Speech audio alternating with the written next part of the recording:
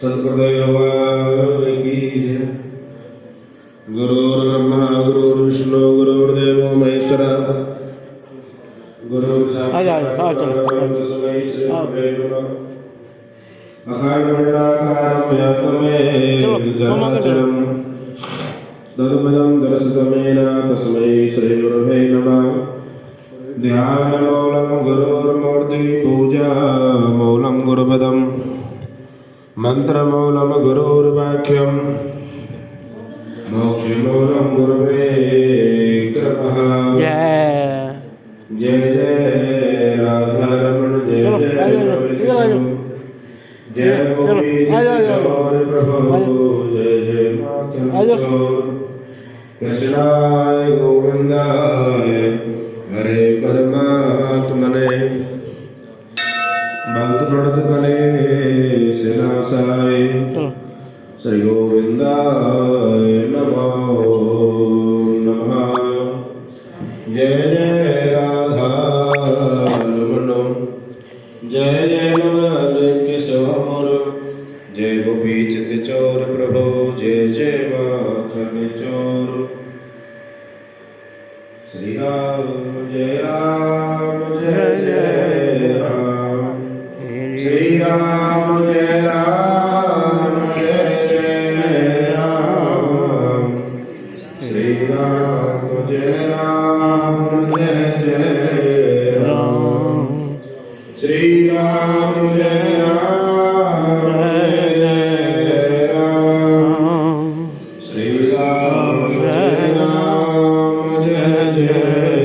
राम।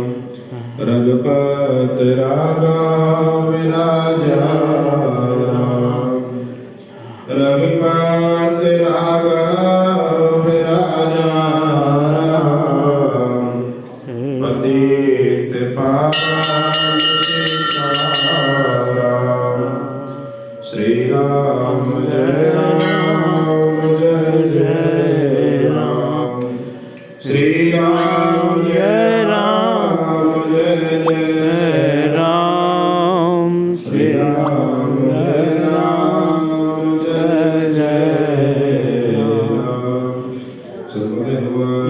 की जय की जय की जय जय। कि पूर्व समय में कांचन मार्गी ने इस स्नान का फल राक्षस को दिया था और इससे वह पापी मुक्त हो गया था। कांतवीर कहने लगी हे भगवान वह राक्षस कौन था और कांचन मार्गी कौन थी, उसने अपना धर्म कैसे दिया, उनका साथ कैसे हुआ। हे ऋषि अत्रि की संतानों के सूर्य ये कथा सुनाने की कृपा करें। दत्तात्रेय जी कहने लगे हे राजा यह इतिहास बहुत पुराना है, मैं तुमको सुनाता हूँ कि कांचन मालिनी नाम की एक सुंदर अप्सरा थी जो माघ महीने में प्रयाग में स्नान करके अपने घर जा रही थी। तब उसको मार्ग में जाते हुए हिमालय के कुंज से एक राक्षस ने देखा और उस सुंदर अप्सरा को देखकर राक्षस ने कहा कि सुंदरी तुम कौन हो, कहां से आ रही हो और तुम्हारे वस्त्र भीगे हुए क्यों है, कि तुम आकाश के मार्ग से कहां पर जाती हो और किस पुण्य के प्रताप से तुम्हारा शरीर इतना सुंदर है कि तुम्हारे गीले वस्त्रों से मेरे मस्तक पर एक बूंद जल गिरा जिससे मेरी राक्षस प्रवृत्ति शांत हो गई, मेरा मन शांत हो गया। इस जल की क्या महिमा है, मुझको कहिए। अप्सरा ने कहा कि राक्षस सुनो कि मैं कामरूपिणी अप्सरा हूं। मैं प्रयागराज में संगम से स्नान करके आ रही हूं और कैलाश पर्वत पर जा रही हूं, जहां पर शंकर जी निवास करते हैं। और तरवेणी के जल से मेरी सब क्रूरता दूर हो गई, जिसके पुण्य के प्रभाव से मैं इतनी सुंदर हुई और पार्वती की सखी हुई।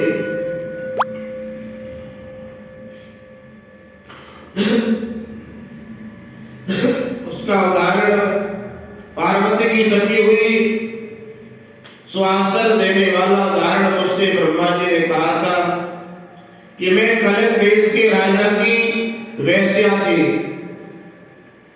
मेरी सुंदरता पर सारा नगर मोहित था और मैंने अनेकों प्रकार के भोग भोगे, अनेक प्रकार के वस्त्र आभूषणों की घर में कोई कमी नहीं थी।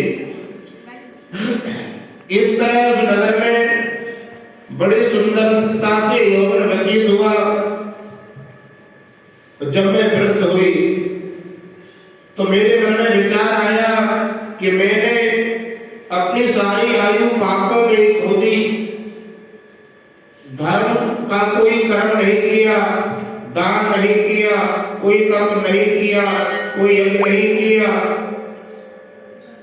शंकर जी की आराधना नहीं की, दुर्गा जी की आराधना नहीं की, भगवान विष्णु की भी आराधना नहीं की। इस प्रकार मेरा मन बेचैन था और मैं एक ब्राह्मण के घर गई।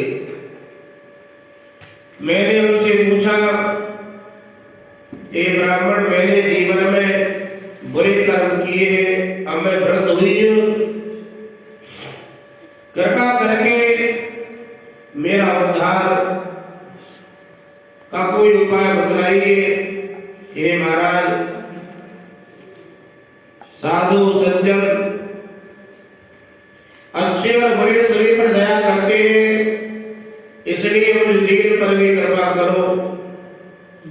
क्षीर सागर का हंस कोई लोग देता है, बतख को नहीं देता।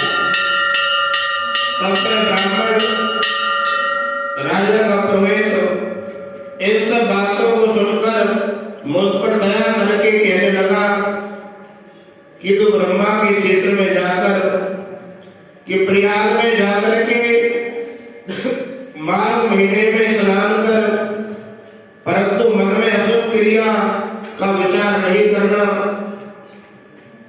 कि पापों के नाश के लिए महर्षियों ने तीर्थों के स्नान से अधिक और कोई प्रायश्चित नहीं बतलाया, कि प्रयाग में स्नान करने से तू पवित्र हो जाएगी।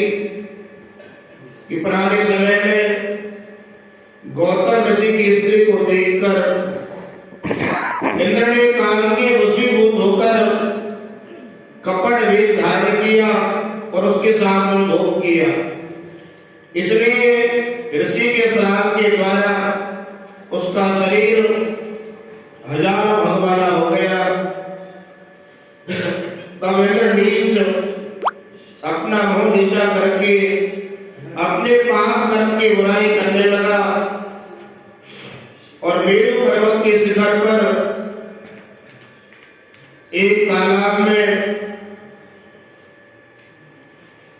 गुफा में जाके छुप गया और अपने पाप को धनकारता हुआ कामदेव की बुराई करने लगा कि ये काम ही सब पापों का मूल है।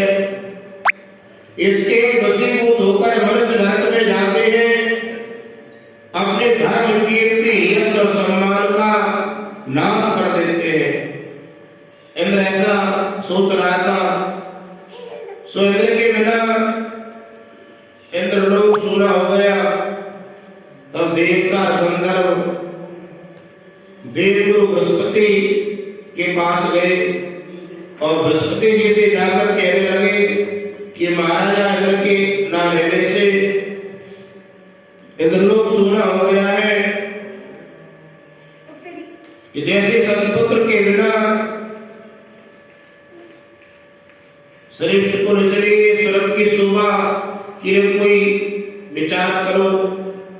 तब बृहस्पति कहने लगे कि इंद्र ने बिना सोचे समझे कर्म किया है, उसका फल भोग रहा है। मैं सब जानता हूँ वह कहाँ पर है। फिर गुरु जी ने सबको साथ